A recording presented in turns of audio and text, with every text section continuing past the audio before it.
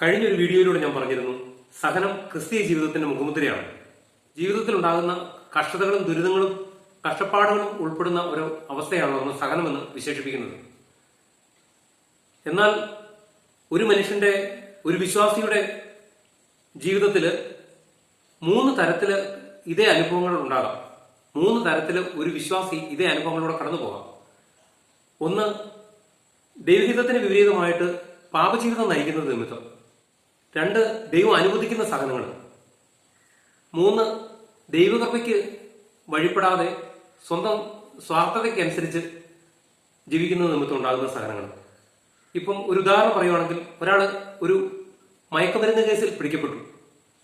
പണം സമ്പാദിക്കാൻ വേണ്ടി മയക്കുമരുന്ന് കടത്തി പിടിക്കപ്പെട്ട് ജയിലിൽ അടയ്ക്കപ്പെടുന്ന, വർഷങ്ങളോളം ജയിലിൽ കിടന്ന് ദുരിതം അനുഭവിക്കുന്ന ഒരവസ്ഥ.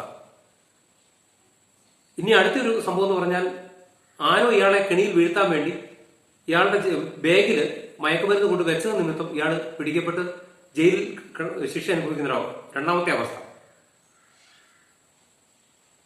ഇതിനെ നമ്മൾ ആത്മീയ കാഴ്ചപ്പാടിൽ നമ്മൾ വിലയിരുത്തുമ്പോൾ, ആദ്യത്തെ സംഭവം ഇയാൾ പണം സമ്പാദിക്കാൻ വേണ്ടിയിട്ട് ഇയാൾ അത്ര ഒരു പ്രവൃത്തി ചെയ്ത്, അത്ര ഒരു രാജ്യദ്രോഹപരമായ ഒരു തെറ്റ് ചെയ്തതിന്റെ പരിണിതഫലമായിട്ട് ഇയാൾ അനുഭവിക്കേണ്ടി വന്നതാണ്. അതിന് ഒരിക്കലും സഹനം എന്ന് പറയാൻ പറ്റത്തില്ല. രണ്ടാമത്, ഇയാളെ കെണി വീഴ്ത്താൻ വേണ്ടിയിട്ട്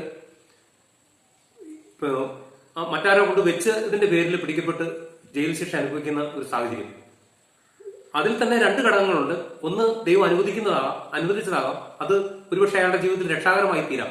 മറ്റതെന്ന് പറഞ്ഞാൽ, യാതൊരു ദൈവകൃപയില്ലാതെ തോന്നുന്ന പോലെ ജീവിച്ച് അടിച്ചു പൊളിച്ച്, പ്രാർത്ഥനയില്ല, പള്ളിപ്പോക്കില്ല, വിശ്വാസമില്ല, ദൈവമായിട്ട് യാതൊരു ബന്ധമില്ലാത്തതിന് ജീവിച്ചതിന്റെ പരിണിതഫലമായിട്ട് ദൈവത്തിൽ നിന്നിന്റെ കൃപ, അതായത് ആ സംരക്ഷണം ലഭിക്കാത്തത് നിമിത്തം സംഭവിച്ചൊരു വിപത്ത്.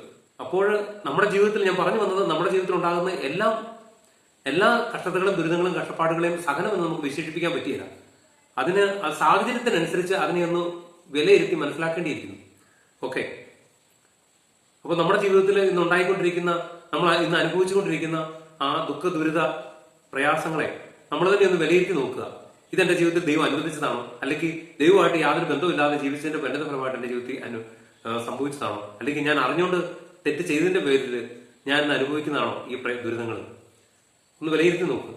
ഈ വീഡിയോ കാണുന്ന എല്ലാവരെയും ഈശോ സമൃദ്ധമായിട്ട് അനുഗ്രഹിക്കട്ടെ.